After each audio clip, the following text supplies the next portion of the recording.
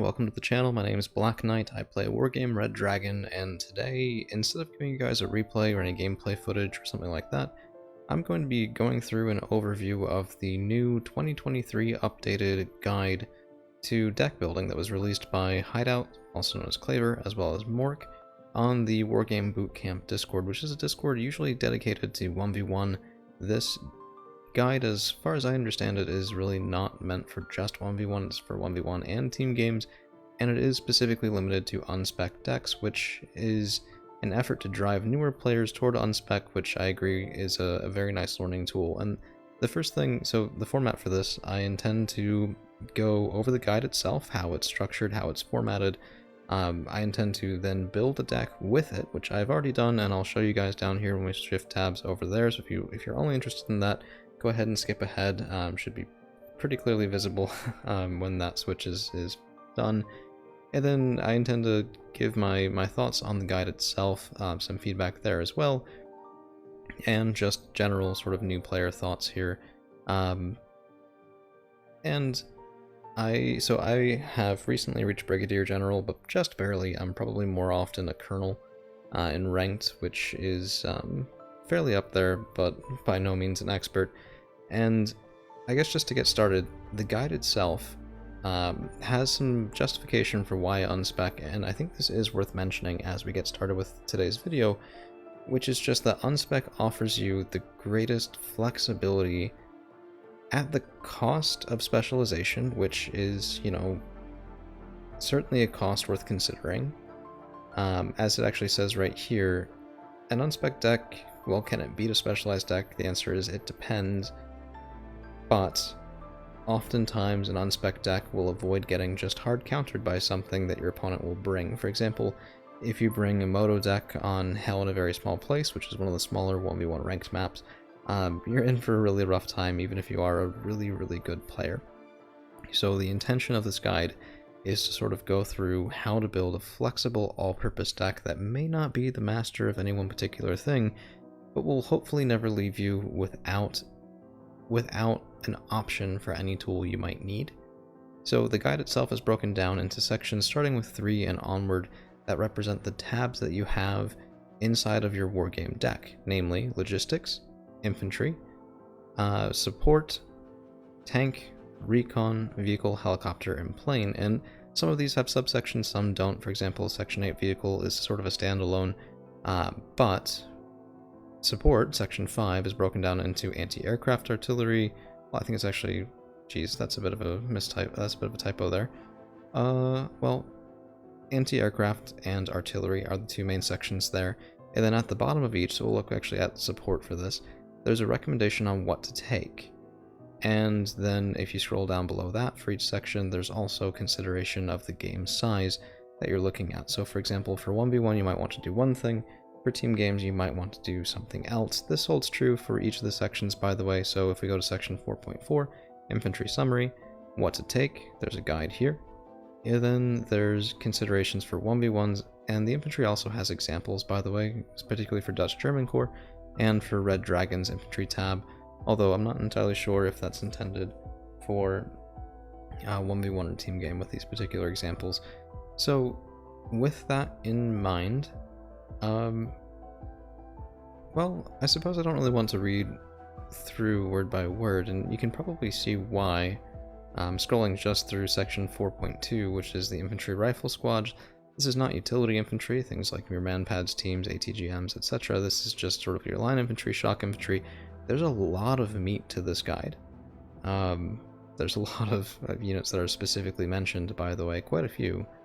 And that sort of makes for a bit of a slog, which I think can be daunting to newer players. I mean, this is something I'd be interested in reading, but, you know, I play this game as a hobby. I post replays as a hobby. I do replay commentary because I really enjoy that sort of thing. If I'm just buying the game and I've played 5-6 hours in it, I'm looking for a way to not completely suck, this might be a little bit daunting. So what I'm hoping for out of this guide is really good return on the investment of reading it. Because a guide of this length, a guide of this specificity, needs that. So with that in mind, I've built a deck, I've built a Landjet deck in particular with this guide, and we're going to take a look at it, we're going to go through it, and then we'll talk about sort of how that relates to specific subsections of this guide, and my thoughts on it from there on out. So if you like this sort of thing, if you do like Wargame Red Dragon, you want to see more guides, you want to see more decks, you want to see all this stuff, and really importantly, I want to say if you care about the community as much as the authors here clearly do, because more than anything else, this guide is a work of passion for the game. People who enjoy playing it, who want to see more people enjoy playing it, who want to see the community grow for a game that's nearly a decade old, if not even more than a decade old. Well, that's another self-serving way to ask for a like, but there it is. And really my thanks to both Hideout, also known as Claver, and Mork for making this. It's not something that most people would be able to do, I think, simply because the task is daunting. And I can't stress enough how much I respect them for putting in the effort to do something strictly for other people that are hoping to get started with this deck. So let's take a look. And this is the deck that I built using their guide and ignoring how I tend to play the game, ignoring the advice that I've gotten for Landjet from other sources, other people, things like that. And the first and foremost thing that I want to say, looking at this deck, well, two things I want to say. First, I would never bring this deck in 1v1 for a myriad of reasons, and if I had to rate it out of 10, I'd probably rate it around a 3.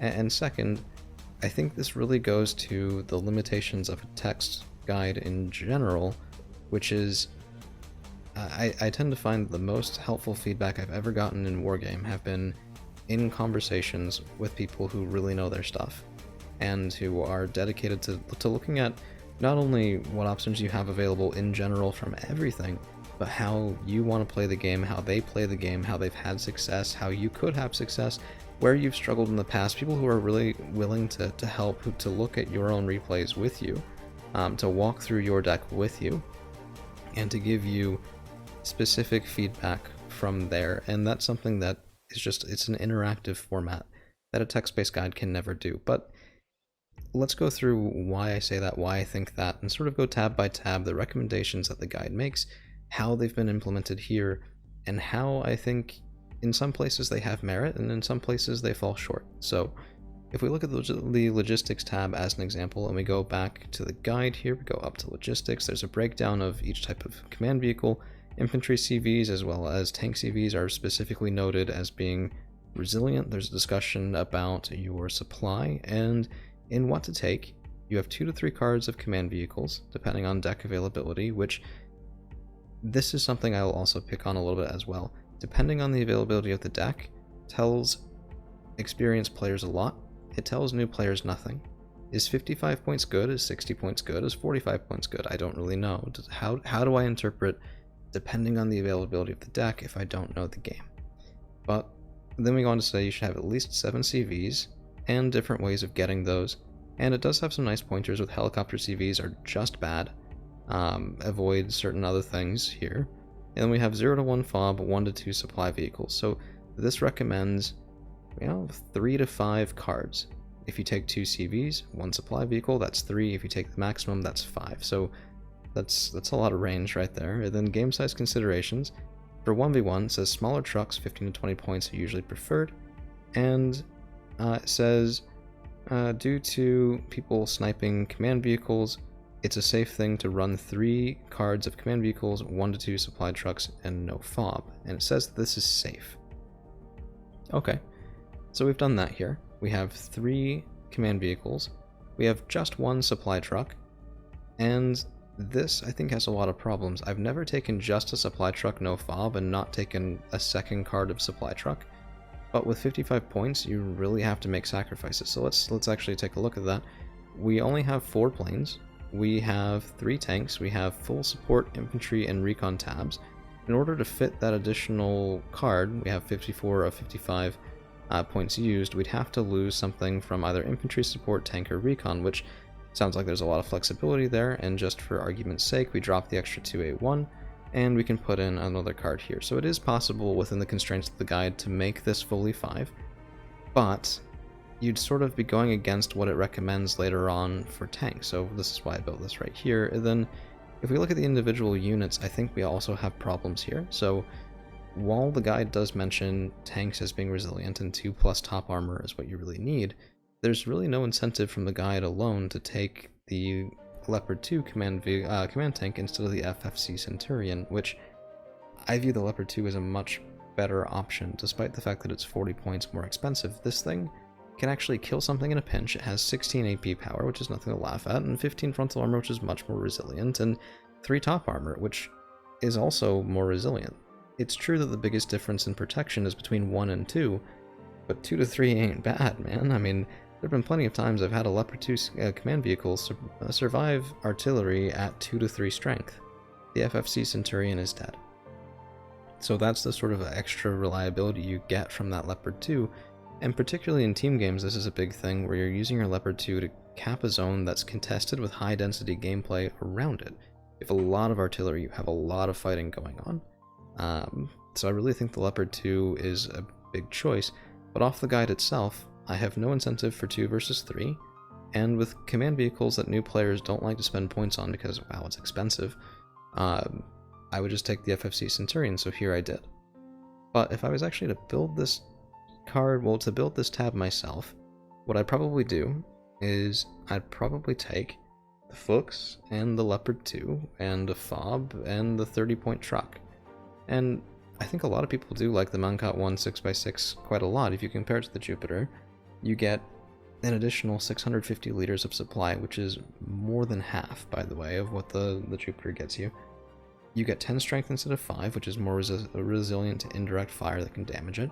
You get 90 km/h instead of 70, which doesn't sound like a lot, but is definitely a consideration, especially when you're resupplying things in the woods, where you're going to be using that off-road speed. There's a lot of maps that rely on this. So the Mankat 1 6x6 I think is the meta pick. And the fact that the guide suggests something else is a little bit meh.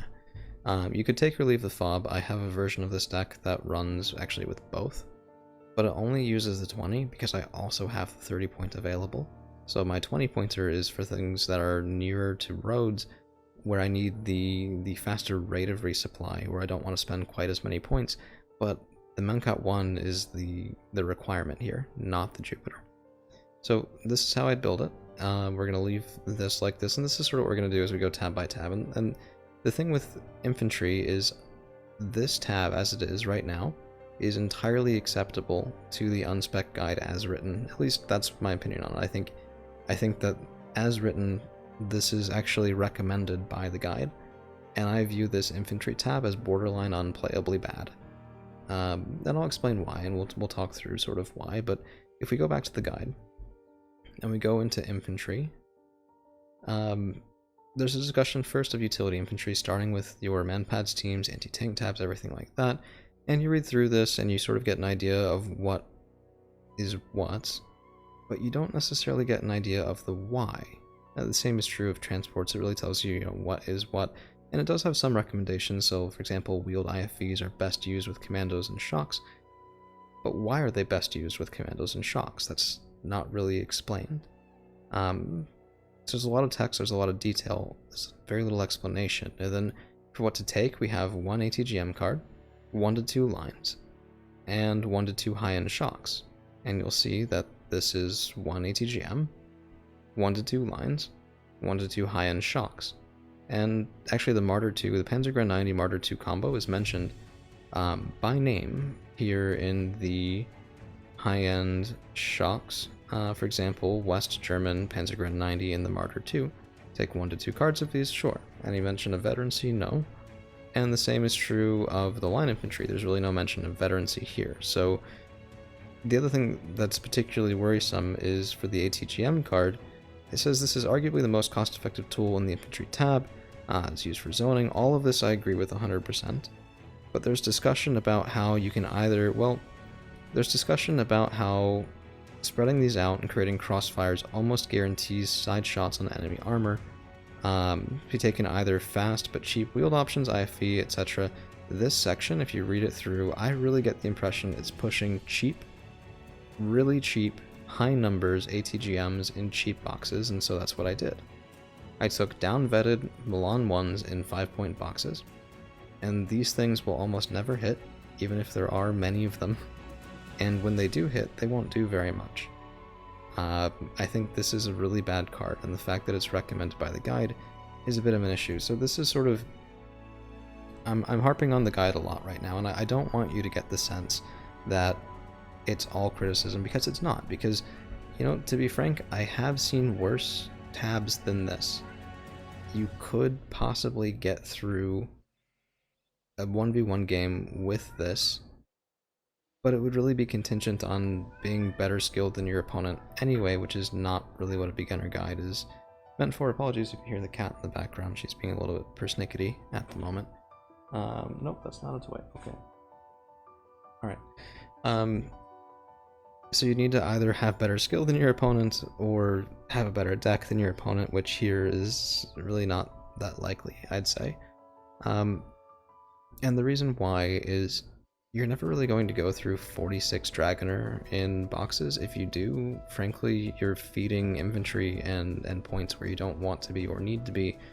And you're never going to go through 24 Panzergren 90 in Martyr 2s. It's just not really possible. I mean, each one of these takes 660 points to buy outright. So that's 1,320 points in just these two cards. Which, keep in mind, you have all the rest of the deck, including a lot of tanks here, a lot of planes, and this is a quarter of your income, not in the tab as a whole, but in these two cards of this tab. It's just a ton. And quite frankly, the Martyr 2s are more effective when up-vetted anyway. There are people who take 2 cards of Martyr 2s. It's possible, but every single person I know who does this takes 2 cards up-vetted. The fact that there's no discussion of veterancy in this is really a problem. And this brings me to my main point, which I'll get back to in the summary later on. We'll get to it as we keep going through this. I feel like the guide tries to thread the needle between having enough information to serve a really complicated, complex, high learning curve game, while not having, you know, every detail possible. But I think it doesn't necessarily succeed at this. So the way that I take this tab, the Milan one I think is just not useful. You may as well not buy this and have nothing in this slot. So instead, I do what the guide also recommends, but then seems to argue against, which is taking the Milan 2 in the Fuchs Milan. So I do that. I take 7 of them up vet, which is not mentioned by the guide either. I take 1 card of Dragoner in boxes, and I take them up-vetted, because Landjut, as a faction, I think really can get away with this. And to be clear, I used Landjut to get to Colonel. I used it to get halfway to Brig Gen, and then I switched to Scandimac because, you know, I was feeling a little bit of variety there. So I can play Landjut at a Colonel level. It's not the only way to play it. Please don't hear me as saying that this is the only way to play it, and please don't hear me as saying that the fact that the guide didn't come up with my tab makes it bad. I'm not saying that. I'm not saying that at all. This is just one way of doing it that is so sufficiently different that I think it's worth discussion. So then with that, I take Livgarden 85, take 12 of them, and I take 1 card of Martyr 2 up vet, and I take Falls 90 in the Fuchs Milan down vet. And the other note here is that the guide actually says that for 1v1s, for game size considerations 1v1s, you try to avoid unnecessary special forces and fist teams that your infantry tab can include more proper frontline infantry. This, to me, encourages down-vetting your line infantry. It encourages taking 2 down-vet line infantry, which we already said is not great. It encourages down-vetting the rest of it because you need proper frontline infantry, more proper frontline infantry. And to a new player, define what an unnecessary special forces card is. You know, if you're looking at unnecessary special forces, does that mean that when I'm in my infantry tab that I should take Fallschirmjäger instead of Fallschirmjäger 90? After all, the Fallschirmjäger 90 are 5 points more expensive. If what matters is elite and the tertiary, then I guess I can take base Fallschirm, which most experienced players would probably cringe at hearing me say. Does it mean that both of these are bad and I should take FKP because they have the mini-me, and I read somewhere that the mini-me is good? Doesn't mean I should not take any elites at all. After all, we have, you know, 1 to 2 lines in ATGM, 1 to 2 shocks, only 0 to 1 commandos, And in the 1v1 recommendations, avoid unnecessary special forces. This to me says, don't take special forces. That's what it translates into. And I think not taking Fallschirmjäger 90 in wheels really does this deck a disservice. I mean, just look at this compared to what we had before. Now we have fast response Fallschirmjäger 90 that are really hard hitting, really impactful.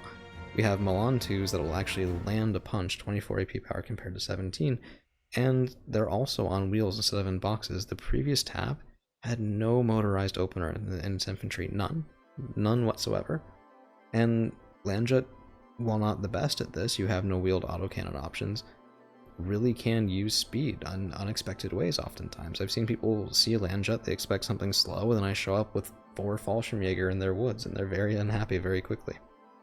Right, so this is a different way of taking that. We get on to support, and the first thing you'll notice is we have 2 cards of mortars. You might be thinking to yourself, what the heck is going on here? We have 2 cards of mortars. Take 1 to 2 cards of mortars is written in the guide. So I did. Take 1 dedicated anti-helo, 1 dedicated anti-plane, 0 to 1 of heavy artillery. Then game size considerations.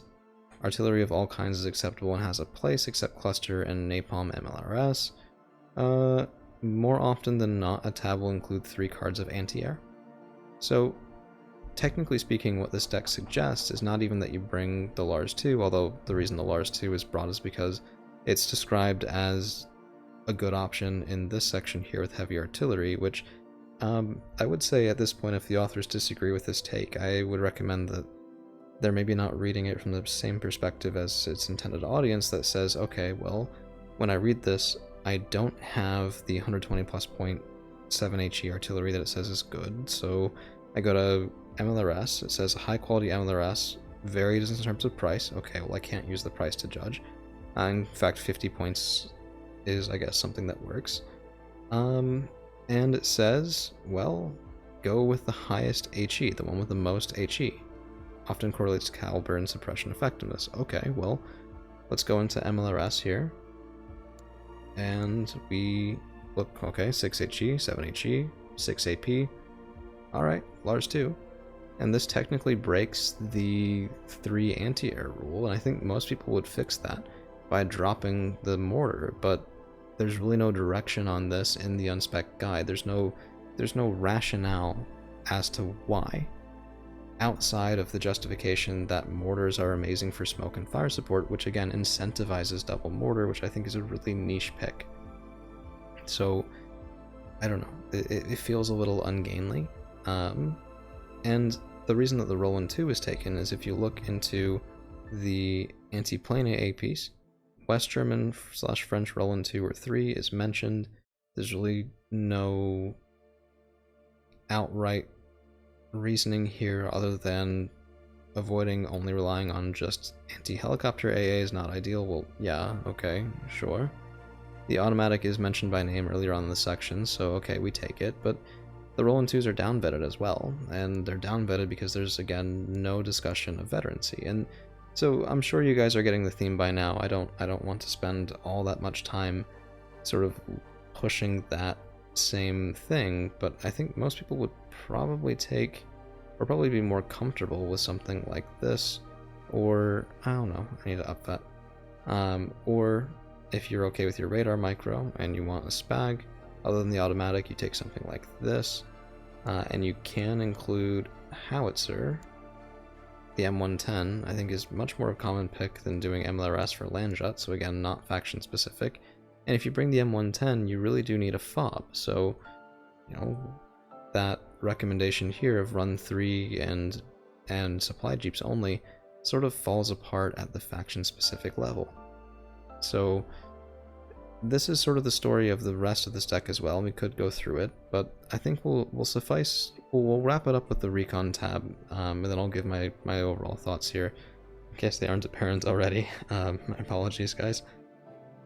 Because the unspec guide here says, for things like the Tiger, it's usually not best to have just the Tiger. You also want another helicopter, so okay, we take 2. The guide mentions the looks by name, so I take the looks, and then it mentions, you know, infantry is good, shocks are good, they're active, recon, things like that. And I end up with this, which in many decks might look like a just fine recon tab. The issue here is that Landjut, and really anything with Denmark in it, so Scandi or Landjut or just Denmark National, although I really don't recommend that either, is going to have access to the M41A1, and new players, see, this is the sort of stuff that I think new players really need a lot of help with when they're deck building, is seeing a unit that they think is just hot garbage, and then having someone explain to them, either verbally or over text, why this is one of the best units in the entire game. It's a 10-point recon tank, it's rinky-dink, you might think it loses to anything that it fights, including a stiff breeze, but it has 2 frontal armor, not 1. It has sufficient-ish AP power for side shots, maybe. It has good optics, and the fact that it has optics is what makes this unit. It's really just that good. In fact, the M2 Browning will shoot down things like Scout Defenders often enough that is worth mentioning, which is pretty crazy, right? And there's no mention of this because the guide doesn't go faction specific. And in doing so, it completely screws over someone who's going to do either Scandi or Landjut and doesn't know about this. So what do I do for this tab? Well, I do something a little bit kooky. I actually don't take the looks at all. I take double card M41A1, and I take the Spadurna and the MD Jupiter, and that's my tab, and it gives me more points here. I also take 1 fewer tank. I take a different tank tab here, and I get a 5th plane. And there's a lot more flexibility there. And so I think what I'm trying to say is that overall, when we look at this guide, I think that it is certainly a modernization of the previous guide, but to be quite honest, I think the old guide might be more beginner friendly simply because it is much more concise, much shorter, much more concise.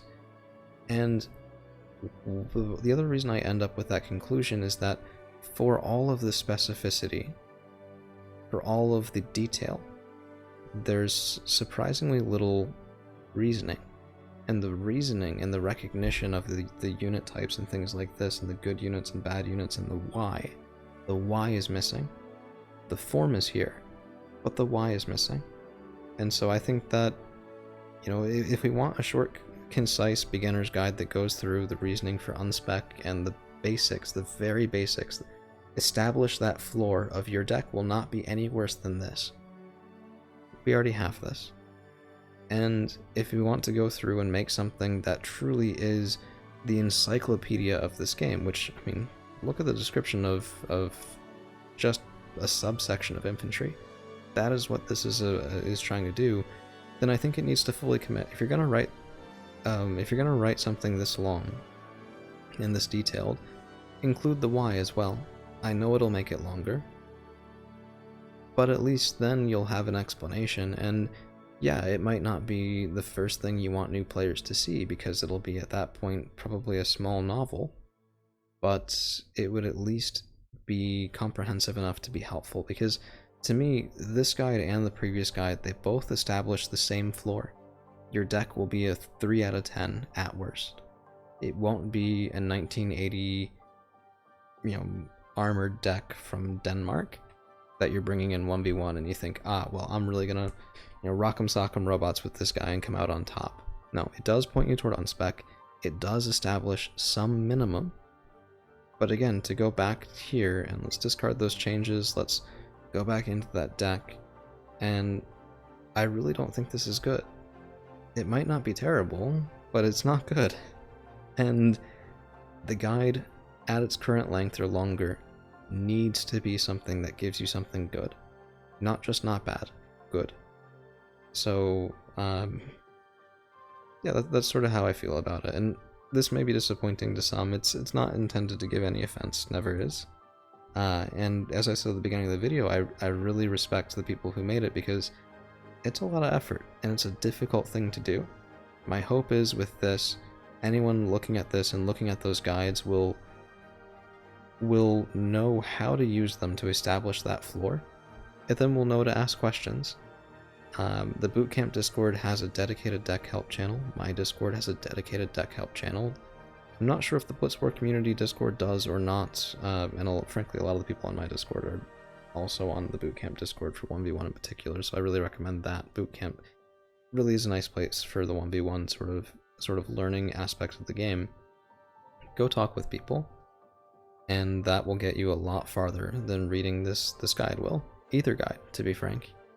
Yeah. I mean, hell, the way that I started off talking with people about this game is when someone would beat me, I'd say, hey, do you have feedback in Wargame?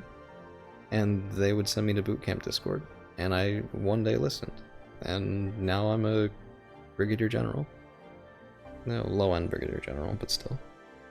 So, yeah, I think I'll leave it there. I think I've beaten the dead horse enough.